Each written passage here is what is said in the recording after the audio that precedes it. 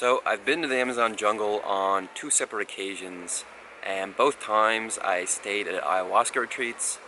Both times were for a period of a month, but at different locations. And both times I was excited, nervous, and terrified before embarking on my journey. And I think the first time I was kind of a little more excited, and I would say it's because I was naive. I didn't really know what to expect, and I didn't really know what I was getting myself into.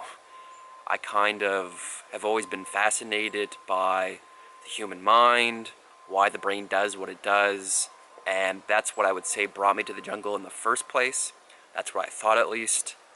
And I think one of those things that I was naive about was I saw ayahuasca as a spiritual tool that was going to help me better align myself with my authentic version.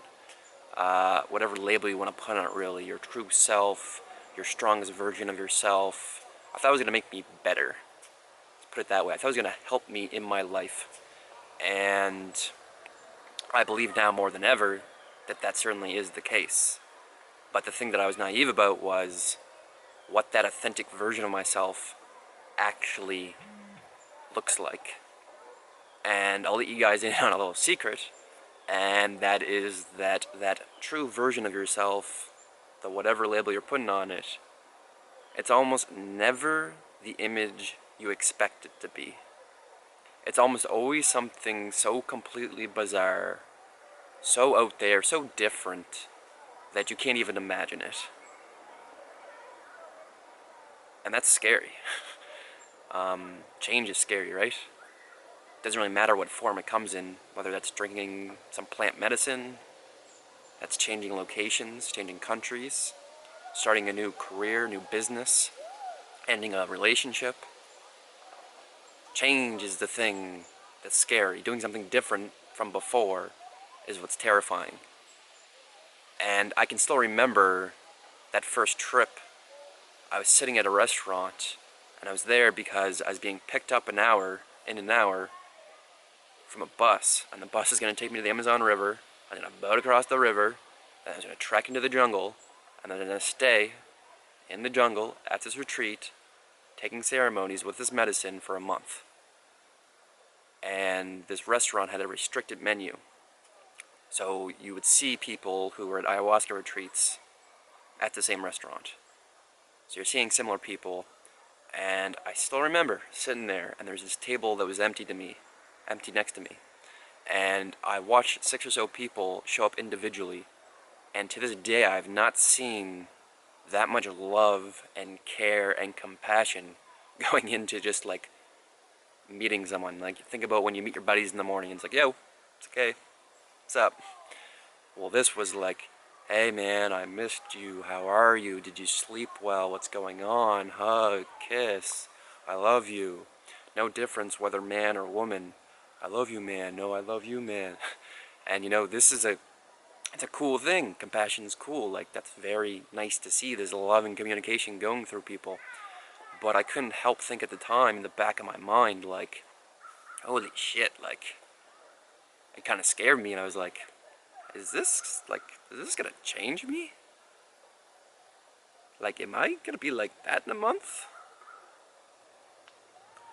All loving and caring and open and hippie and emotionally showing Kyle. I was like, uh-oh.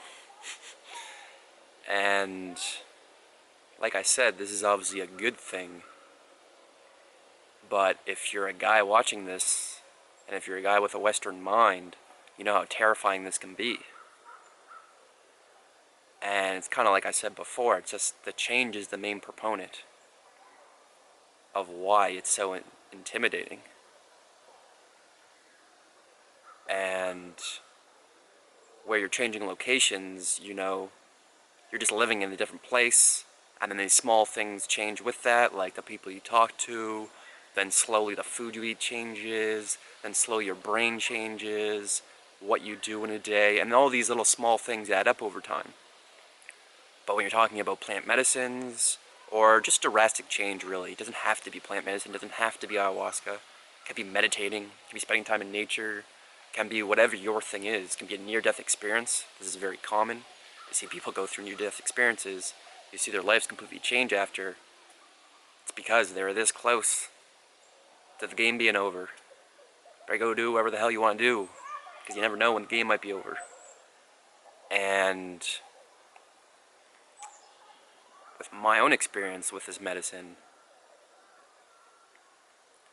it's kind of like, this is where you are right now. Whatever beliefs, whatever your being is, this is where it is. And when you either break a belief, you find out something that you've thought true your whole life is no longer true, or you add a belief, something that you didn't know existed before, now you believe in. You're completing,